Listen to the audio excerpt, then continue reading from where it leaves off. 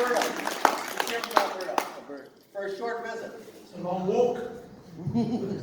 It's worth the walk, and it's great to be here tonight. And he's a Leaf fan. I'm definitely not a Singh fan. Yeah, sure. Yeah.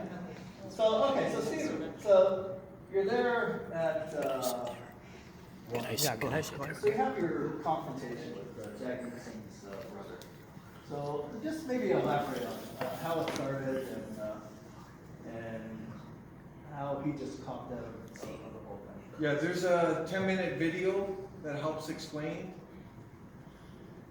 what happened, because what the media put out was 45 seconds.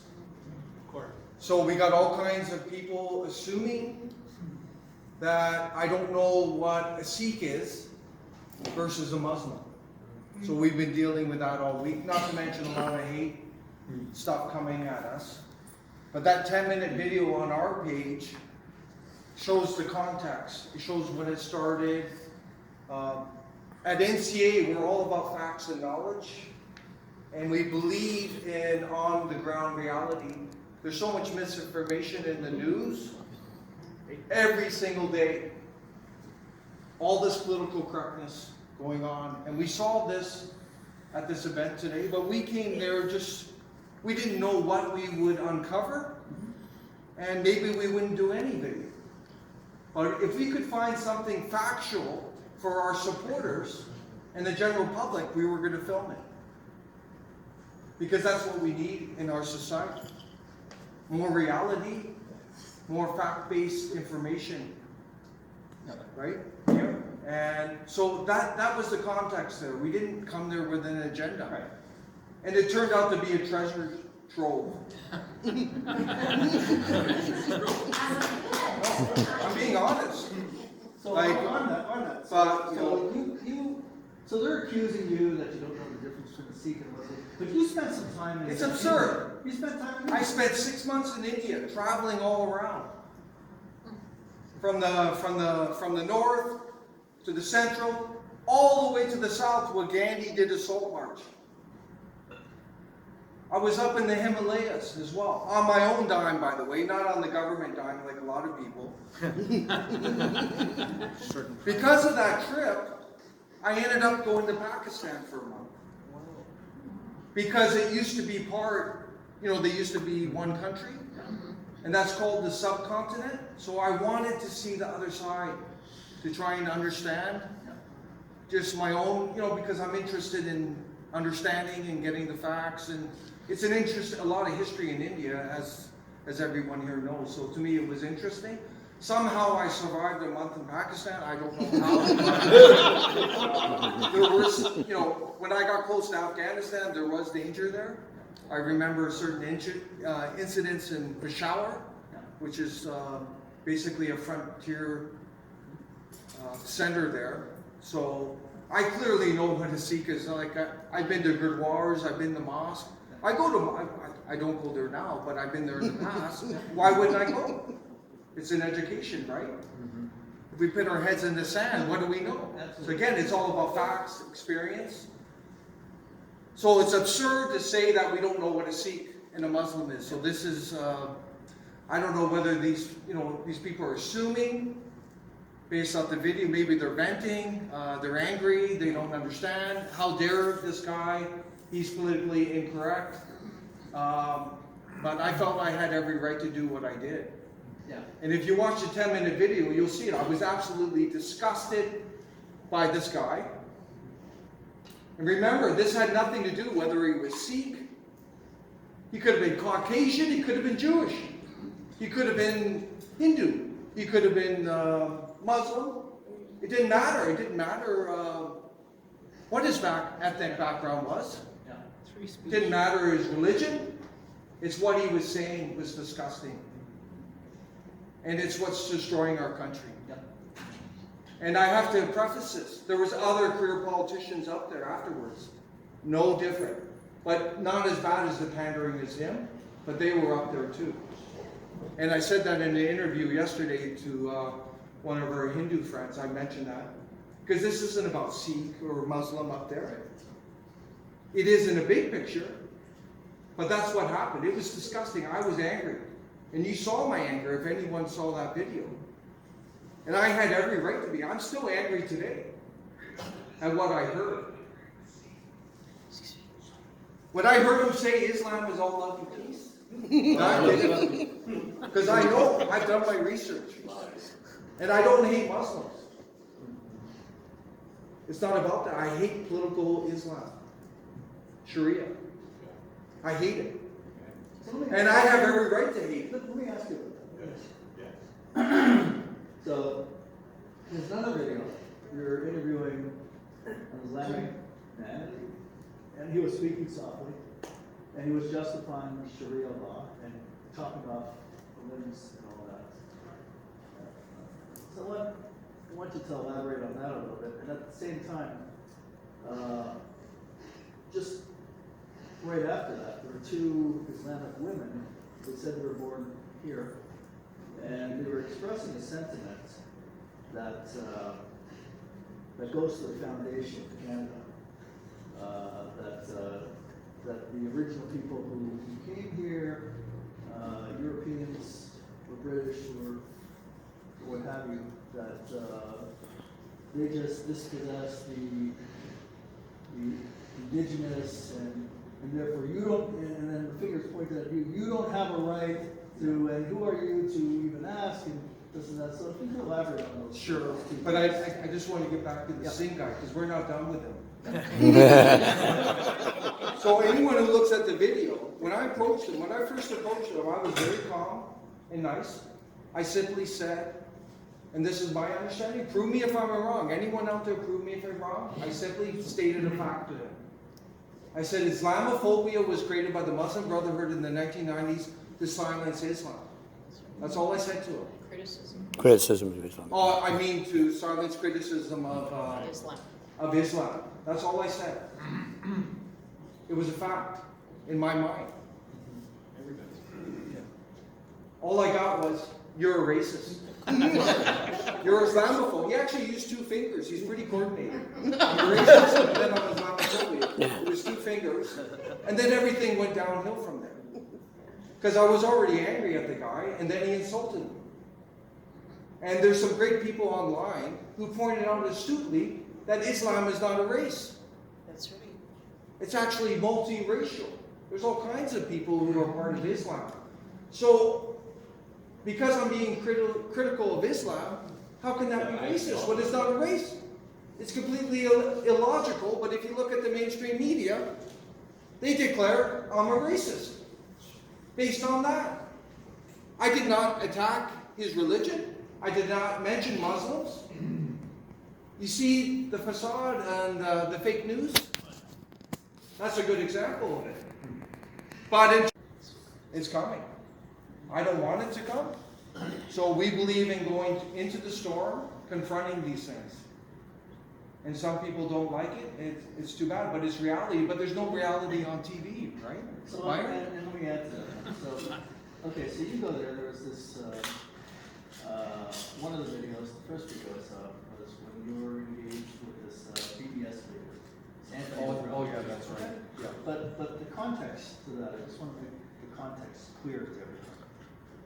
So there's an annual Israel walk for Israel in the Jewish community puts together. Louder. There's an annual walk for Israel that the Jewish community puts together. And this year it was in the Jewish community. Other years it was, they start at the Princess Gates of the CNE, and they walk to the Sky Dome, and they walk around downtown, and they make it back, and there's barbecue, and there's some exhibitors, and so on and so forth. This time they had it right in the heart of the Jewish community. It wouldn't be such a walk around, and they just closed down part of the street. They had vendors and this and that. At that event, this BDS leader, this anti-Israel leader, he organized a march through the event. And he brought people with signs, banners, and megaphones, and sound systems, and all that to call for the destruction of Israel. And I mean, it's like a real insult to there's a lot of people from the Jewish supporters that were at the event. So, you know, he makes a real big scene. You're there at Muslim Fest Yeah. with a handful of people, a few people. Yeah. You're just doing some interviews. Yeah. And all that. You're not holding any banners. You're not with a blowhorn. You're not disrupting the event. You're a few interviews and all that. And who's going to watch it is going to watch it. And that's about it. But when you see that in the context that I mentioned, that this took place at the Walk for Israel, and not a peep in the media, nothing in the media, and you have your encounter there with Gurratan Singh's brother, and all of a sudden it's like, and I thought it was nothing much, but all of a sudden it's a major news story, and you're being branded as this and that, and so on and so forth. In that whole context with the exchange you had with that guy, go ahead. Yeah, no, it's really good. Yeah, that BDS Palestinian thing was pretty interesting. Sadly, it was removed by Facebook. They said there was hate speech. So we're fighting it now to try and get that video up, but it's up on YouTube, and I think you shared it, but it's been taken off our Facebook page, and it shouldn't, because it exposed the truth. So our issue at NCA is we're questioning why these type of people are in our country. Yeah, good. That's the basic premise there that we have issue with. We don't have issue with the belief. You know, you can believe in a world caliphate, even public beheadings if you want. The issue is when you practice it, right? That's the issue that we have. So why is this guy in our country? How is he contributing to our prosperity and security? That's our issue. And we have tough immigration policy at NCA. We wouldn't allow people like that in our country. Because I told him in the video, his heart is in Palestine. Yeah. He should go there. He's using us. We got to be tougher as a country. Like, you see what I'm saying? And then there was that, but I should get, you know, we don't want to, you know, NCA doesn't get involved in that conflict, right? We're worried about Canadians. So we're, you know, we're kind of, you know, we stay out of it, right? It's been going on for so long. It's not our business to get involved. You understand that, right? But, and then there was an inbound there, and I knew the guy. He's from Hizbut Tahrir. I don't know if everyone's familiar with that organization. It's a radical organization. And I'm going to post it on YouTube. I don't think I'll do it on Facebook. It's pretty technical, like intellectual. And he was glossing over Sharia and World Caliphate, you know what they do. But I'm pretty informed on it. Again, it was the same premise again. What is that guy doing in our country? His whole agenda is about implementing Sharia worldwide, starting in the Middle East. It goes deeper than that. His belief system is all centered around being Muslim, Islam, Allah. The Muslim fast. Same thing. Look at it. If they were about Canada, it should say Muslim Canadian Fest. Yeah. Come on, that's the truth. It's right there before our eyes. Let's face it. But this is what's happening. This is only one example of what's happening to our country. Then we have these career politicians, establishment, the mainstream media playing into it. The political correctness, the pandering to these ethnic groups, pandering to foreign interests, Kashmir. And don't get me wrong, I've been to Pakistan, India. I know there's injustice there. I know there's stories from both sides of the conflict, just like Palestine and Israel. I know that. But why is it here? Why do we have these career politicians identifying those as issues when we have veterans on the streets, seniors, 700,000, in poverty close to it? I'm watching the TV today, and the government announces, and I may be wrong, I think it was around 200 million or something, to deal with human trafficking. Don't get me wrong, that's an issue. But why not 200 million for our seniors or our veterans? Right. You understand where I'm going here? We got to help our own house first. But that's the problem we're in. The only way we're going to fight this is stand up to it. And I'm a humble person, but I'm glad what I did. Because it's setting an example of what should happen. We got to stand up to this. Because I worried about minority groups, like the Jewish community, the Aboriginals. They are vulnerable because of the size. These people, they're absolutely vicious. I've seen it. They are vicious. They will cut your throats. What country knows more than that than Israel? Right? But this is the reality coming.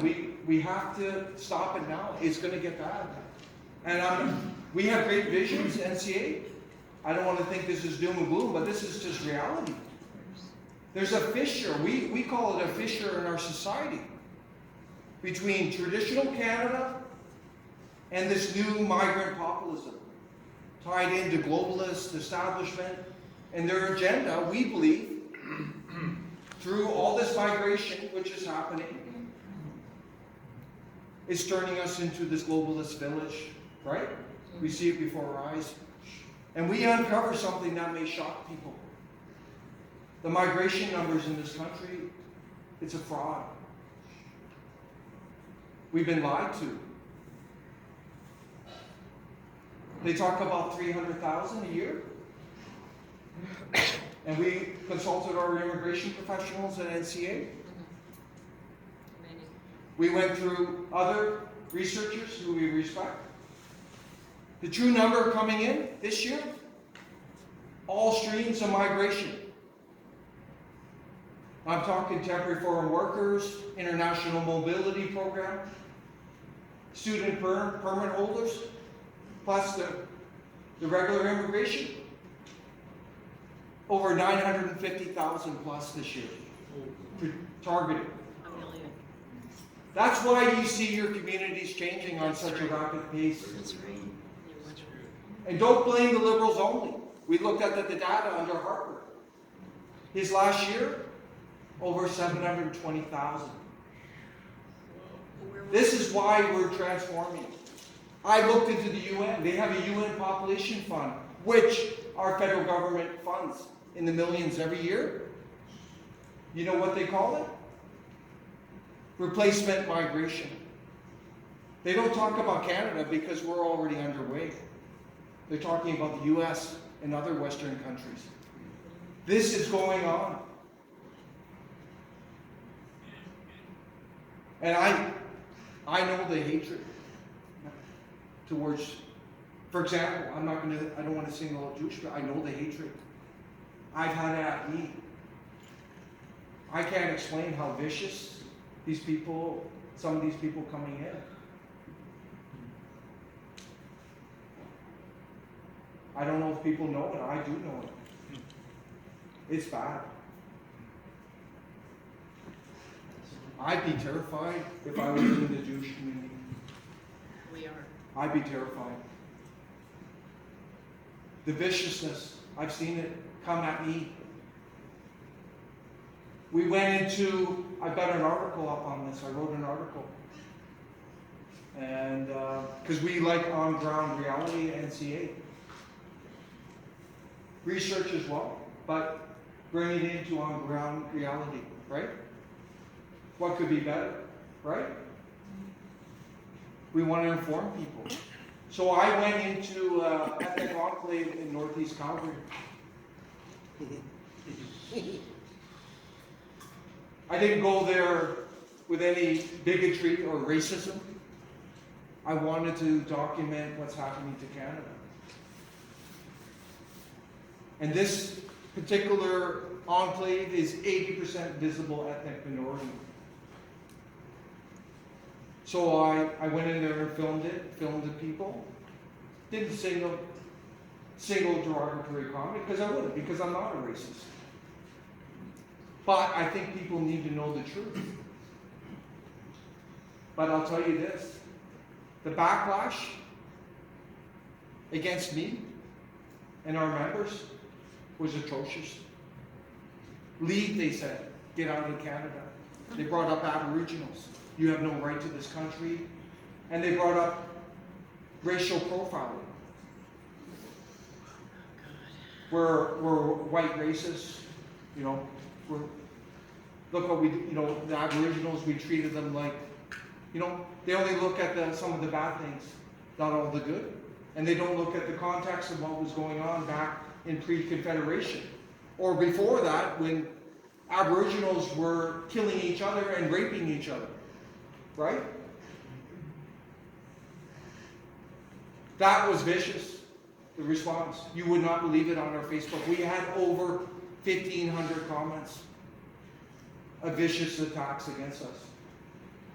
Vicious. Utterly vicious. Complete condemnation of European Canadians. Complete. Utter disrespect for everything we built in this country. And that's the truth. Go look at those comments. I wrote an article on it to document it.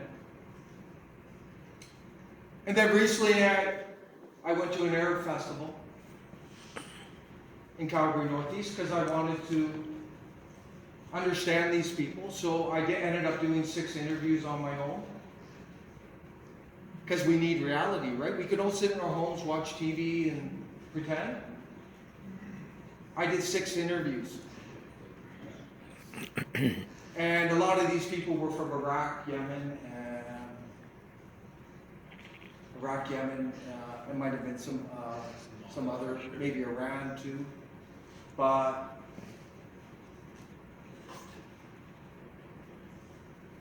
the third world populism, global citizenry, open borders, transforming this country into this globalist village was the mindset. That was documented through this.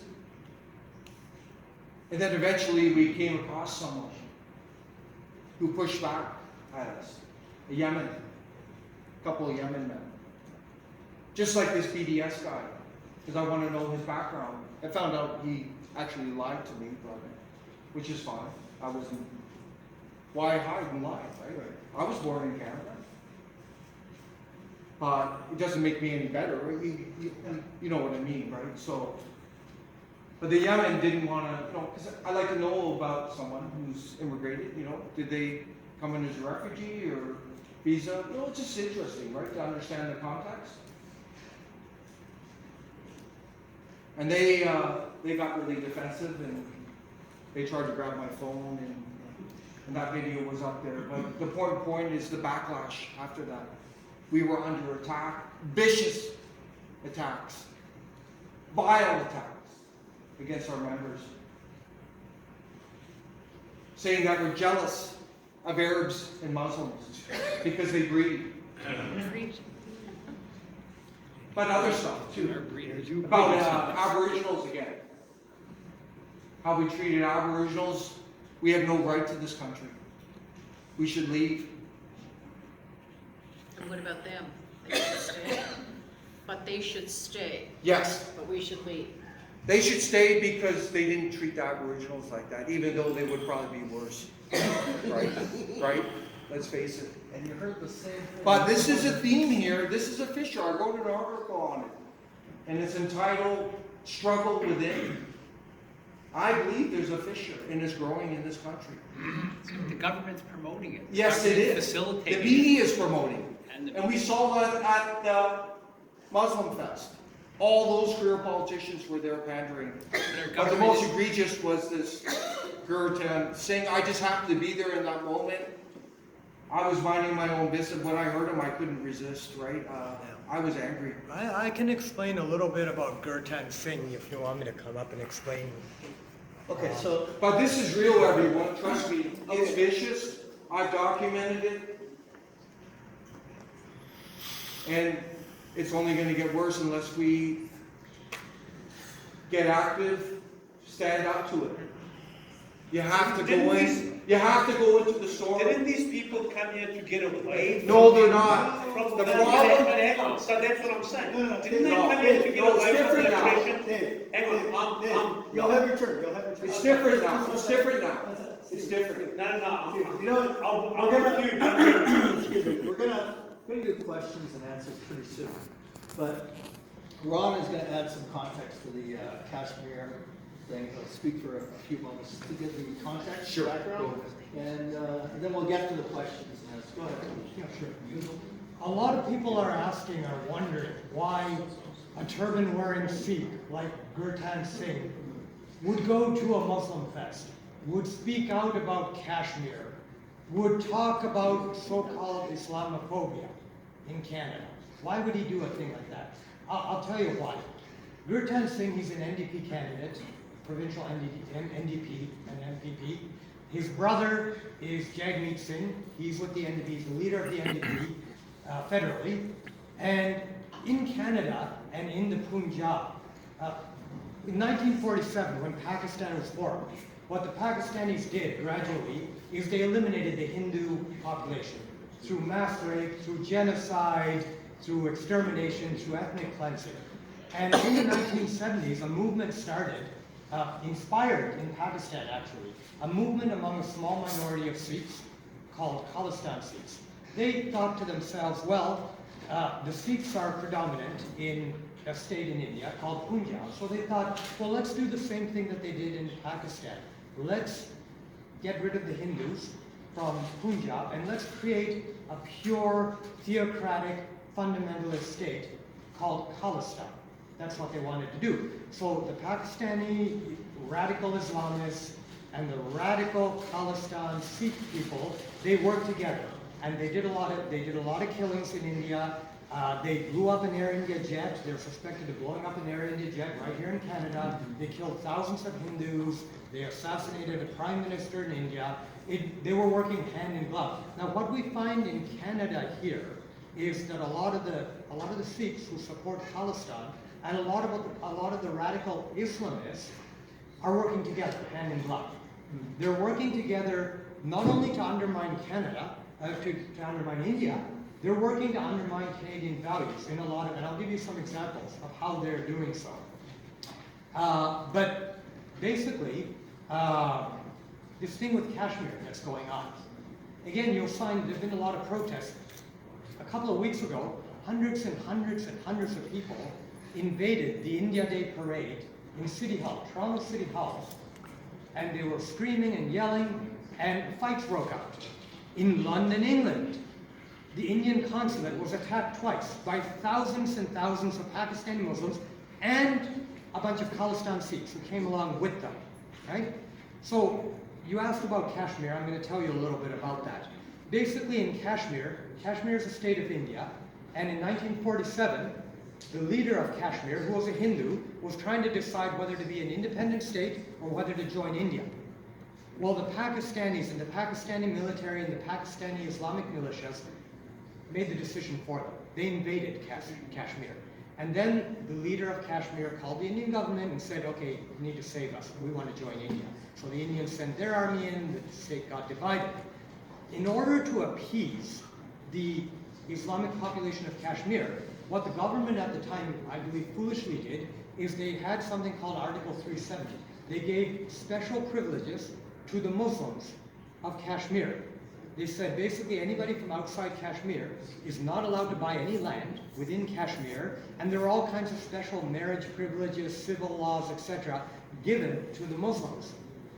Appeasement doesn't really work. You see here in Canada, we've got secular schools like the TDSB, the Peel District School Board, and normally religious prayers are not allowed in those schools. But now, Islamic prayers are being allowed. God knows why. It's probably a form of appeasement. It doesn't work anywhere, this policy of appeasement. It certainly didn't work in Kashmir. That despite all the special privileges that were lavished upon the Islamic population of Kashmir, what happened? Genocide and ethnic cleansing. Yeah, 500,000 Hindus that were in Kashmir were driven out. They're refugees in their own country. They're living in squalid refugee camps in New Delhi and other parts of the country, mass rape, genocide, and the current government of India, who's a nationalist government, a patriotic government, government of Prime Minister Modi, he said, you know what, enough of this. Article 370 is gone. You want to be an Indian citizen? You are equal. One India. Everybody has exactly the same rights, no special privileges for the Muslims of Kashmir. Now for that, just for giving the Muslims equality with the rest of India, to say you're the same as every other Indian, riots, the London embassy being attacked, and Stephen made a great point. The question is, why are we hearing about this in Canada? Why is it that Islamic groups and radical Sikh groups, Khalistani groups, why are they storming our streets? Why are they blockading our roads? Why are they attacking India Day parades? Why are they bringing this up at Muslim Fest? Why are they talking about this? This is not a Canadian issue. Leave that stuff at the border. God knows why. We don't know why. What percentage of Sikhs are, would you call them Khalistanis? Yeah. What percentage? Well, it's hard to know The exactly. ones here. Good question, good question. What I can tell you is that the Khalistan movement is practically dead, very unpopular in India. That thing has died out in India. But it's being kept alive out of Britain and here. And what I can tell you is I don't have exact percentages, but if you look at a lot of the politicians, a lot of the largest Sikh temples, a lot of the prominent Sikh organizations, whether it be the World Sikh Organization, Sikhs for Justice, Yeah. a lot of them tend to support the idea of Khalistan. A lot of them tend to do rallies where Khalistani flags are displayed. A lot of the big Sikh temples, they have Khalistan flags or slogans supporting Khalistan. Are there So, some of them that are absolutely opposed to it? Some Sikhs that some are? Sikhs are good Sikhs. Yes, there are good Sikhs who are opposed to it. But in my view, they don't seem to be very vocal. And the very biggest Sikh organizations, the big ones, with the money, the lobbying, the political power. There was an article in the front page of the National Post yesterday where a Sikh liberal MP from Brampton made a statement. He said that some of the Sikh MPs and Sikh politicians within the Liberal Party of Canada are pushing Khalistan heavily and are absolutely destroying relations between Canada and India. This is a Sikh MP from Brampton. He's one of the good ones. So there are good ones. Yes, there are. And he came out and he stated this. Yeah, no, that's a good point. We gotta be careful of stereotyping. Thank you, Ron. Okay, so you know what? Okay, so you heard a lot of information. Questions? Anyone have questions? Question, anyone? Go ahead, Doris. Are you Canadian or American? And what is the National Citizens Alliance? I'm 100% Canadian. I did grow up in the US for about 6 years. Is this Canada-based? Is it- 100%. It's 100% organic to Canada, made in Canada, 100%. And what is the mission statement? Canadians first, all Canadians first. It's a registered federal party. It's a political party? It's a registered federal party. And we need NCA. Trust me. Yeah, I believe it. With these career politicians, establishment parties, towing the status quo, you need a party like NCA, without question. Go ahead. Are you aware that the Muslim countries, they do not subscribe to the United Nations human rights? They have their own thing, which is called the Cairo something, which basically says that Sharia trumps everything else. So basically, really, it's Sharia law. So they're not for the international UN approved human rights. So they have different, how should I say, human rights values. Okay, and official, but most people are not aware of it. Are you aware of this? Yes, I am, and it's an excellent point, sir. Muslim fest, right?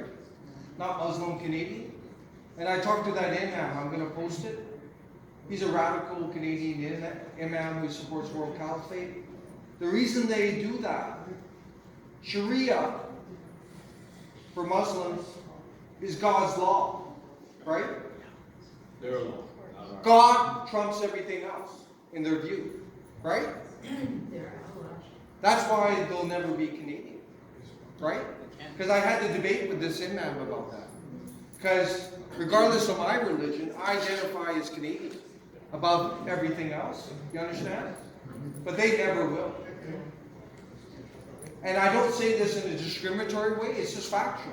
If their goal Right? is not to, they have no intention. Well, they can't, because as soon as you're thinking God, right? God is everything.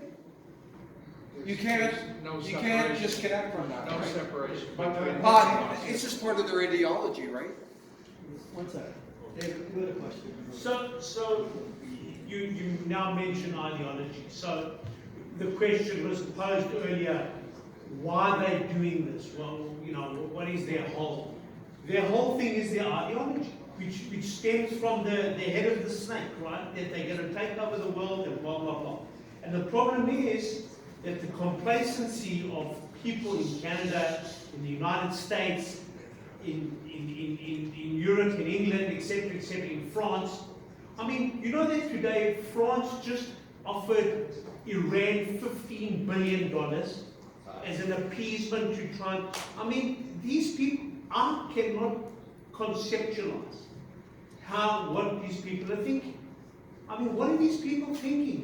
They think by appeasing these radical groups, they're going to become our friends. You got to accept the notion of globalists. Yeah, but then you're Hold on giving, a sec. But globalists, there's no patriotism. there's no sovereignty. It's open borders, global citizenry, basically one world governance. They hate people like me because I'm a true populist nationalist in all the good senses. You understand? You got to get, that's the head of the state. You can blame Islam, but that's only a section of it. What about communist China? The big concern is people out there. And I speak to people all the time, every day in my community. But it's up to us. They don't see the good But it's for up the to us. communities. I don't get it. Look at Tommy Robinson. He's done great work. We woke up people the other day. So we have to take action. We have the power. But look at the mainstream media. Look at the government. What they're doing. They think Well, we're they bought racist. off the media. Exactly. And look at the government. So you got to fight it. Either you're going to fight or you're going to be submitted. Part of the problem is we need more people doing what Stephen did at That's Gurratan right. Fest. Why was there just one Stephen Garvey doing it? Once a lot of people start doing it, start taking action. People are scared. Yeah, but they're They're afraid. Yeah, we did a meme on that. They're on afraid. political correctness. But we have to lead. This is leadership now. Yeah. Right? And what you saw was real. I was angry. And I feel I had every right to be angry at what I heard. You got every right. And like I said, it had nothing to do. He could have been Caucasian. He could have been Trudeau. He could have been Scheer. It would have been the same. It didn't matter whether he had a turban The or not. biggest argument is that we're racist. Right? You understand that, right? Like, in order to fight this, you can speak with people, and most people don't even would not believe anything that you're saying. I mean, no, maybe they would if they were here, but if I were to have a conversation with a lot of people, as I did yesterday, about these things, I was called a racist. That's right. That's okay. Who cares? I was called a racist Yeah. because I mentioned that there was an article about Sweden where the Swedish people are fleeing because their taxes are so high because of the migrants that are coming in, and I was called a racist. And I said, why am I a racist? Because this is just a fact. And this person said, well, my parents were in the Holocaust, and if that attitude were here, they would never have been here. And I said, so were mine, but my attitude about migrants taking advantage and coming in to harm the population, and whoa. I was just called a bloody racist. There was I mean, this person could not be convinced. There was a table full of people. There's people were silent that agreed with me, that there was others that just didn't get it. So, what people would get though, is when you said 900 and something, 950,000. and Trudeau said, Trudeau or the Liberal government is saying 300 this year. So is the media. And the media, okay. So, and Same these, with opposition. and these are proof. Same with opposition. Okay. The so-called opposition. Okay, so where can these facts be found? We've done videos documenting. Okay. Get our contact information, we will send, we've done videos on it. Yeah, okay. Beautiful videos on it, explaining all the data. Next question. Did you, because you're pretty good with your stats, do you get stats on how many are on welfare? That would piss people off. That's, they actually cover that They up. cover that up. It's very hard to get that. But we do know about the drain on the welfare system, thanks to Herbert Grubel out of SFU. He's done beautiful research. He's an economist out of SFU, and he's done beautiful research on the welfare drain.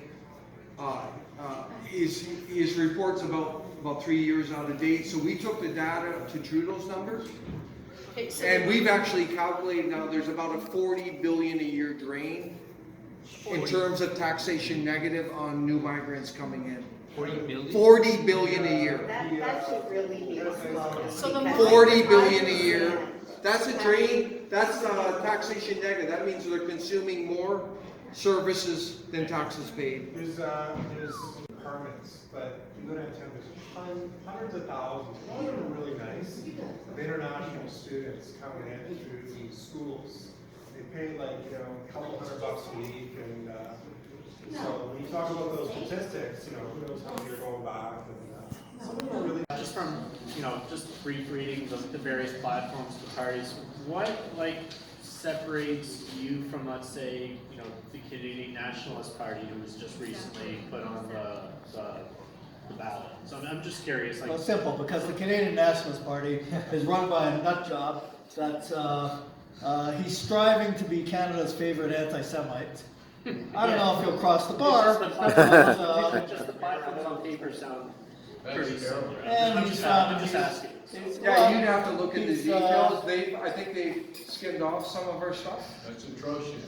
Yeah. So it is atrocious. It is what it is. Yeah, I'm just asking. We don't have any direct, we don't have any affiliation with them. They wanted to be part of us, and we wouldn't allow it. the guy actually sent me a message. Yeah. He sent me a private message on Facebook. I don't know, a very nice message on Facebook 6 weeks ago or 7 weeks ago, something like that. What do I think about his latest position? Yeah. So calling Jews parasites in Canada, yeah. So the bottom line is they're anti-Zionist party, among other things. At NCA, we believe that Israel has a right to stand up for its national interests. Amen. It's Israel and it's not Palestine. You understand? We're Canadian nationals, we be hypocrites. Okay. So we respect that. And that's how it should be. So we're a party standing up for our national interests. You understand? Okay. Yeah, I was just asking, because what you're talking about sounds somewhat similar. No, it doesn't sound at all similar. No, you gotta understand, parties have been stealing our stuff. Okay. Because NCA is all about our platform and our policies. So they're not the only parties that have been stealing. There's other parties that have been stealing, skimming off here and there, but they're being called out because they're fake, right? It's being exposed. Goldie, So, go ahead. yeah. Go ahead. What can you tell us about the PPC party? The who? PPC. Oh, the PPC party. What can you tell I us don't know. about that? Bernie is a globalist libertarian pretending to be a populist. Really? He supports globalist TPP, globalist trade with China, globalist trade with India. He's supporting Kanzuk, which is going to be wide open borders. So that's the truth. Go do your fact checking. He skimmed off some of our stuff. We had one of their candidates end up joining us, and he testified. So he's trying to hop on the populist bandwagon, but Michael Renna from Markham, he's a beautiful black independent journalists exposed that. That Bernays is a fraud. That's my opinion. I'd love to debate Bernays. I destroy that guy. We're trying to leave another you with, thing, we're another trying- thing. wait, we're trying to leave you with some Yeah. hope at this meeting. Yeah. But you got to do your homework, read the policies. You know Trudeau, right? 2015, right? Yes to everyone. Come on. Career politicians, especially from Quebec. Come on. They're all playing the game. But how's this vote gonna break out if everybody, if you're not voting for Scheer because you're opposing Trudeau, and then you get all these splinter groups? I mean, won't Trudeau by definition all of a sudden Doesn't form the matter. next government? They're all in bed together. Look at the Privy Council. This has been going on for decades, It's the swamp, I get it. right? Decades. Ever since Trudeau shifted the public lending right to central banks, right? All the debt. The money supply, like this. Our inflation, right? The migration, like this. That's when our country turned for the worse. Come on. Every year. You know, since 1968. You know who added the most debt since 1968? Any idea which party? I know. No, Liberal, it was Trudeau, wasn't it? He was the one who put us into that The debt. Conservative Party in 19.72 years added more than double the federal debt than the Liberals in over 26 years in power. Who was that, Deacon Baker? Is that him? No, that was Mulroney and Harper, primarily. They added $458.9 billion to the federal debt. Liberal governments added $214 billion. Both bad, but those are the facts. They pretend they're fiscal conservative when they're not. They're working for the banks. They're working for the corporations. That's one of our fact checks, right there. And people are blown away when we tell them that. Because right now, Scheer, he's talking about fiscal conservative. And he's lying. People got to do their homework in this country. So then who do you vote for? Vote for NCA. Are you running? I'm running, yes. You are? Yes. How many members of, how many people have you got scattered around the country? We're looking for 50 plus at least, maybe more after this weekend. Really? When are they dropping the writ? Probably mid-September. They have to. It has to be, the election has to be by the 21st of October. Okay, By and how now. many weeks do they have to give us to get orchestrated for that? 36-day campaign, right? Okay. You just do the math back. Yeah, okay. So it is what it is. You got to remember, this is a process, right? After this election, there's going to be by-elections. If there's a minority government, there'll be an election in 2 years, right? Mm-hmm. So find out who's true. How do we get in touch with you? What's the best way? He has a card there. Got the Yeah, right information? there. But Lori, Now I have. So where's your strength? Hey, Which Lori. province are you working hardest with? it's across the country. hand out the We have a lot of cards. support in Go the around, hand them Maritimes, out. obviously most in Ontario, throughout BC, Alberta, Saskatchewan, you So you have the name city it. core, you have people in the city core running? Like GTA? As much as we can, we'll see, right? It's tougher in the course, but this is a process, right? We're not just gonna fill any candidates in there and have nut jobs running. Think about it, right?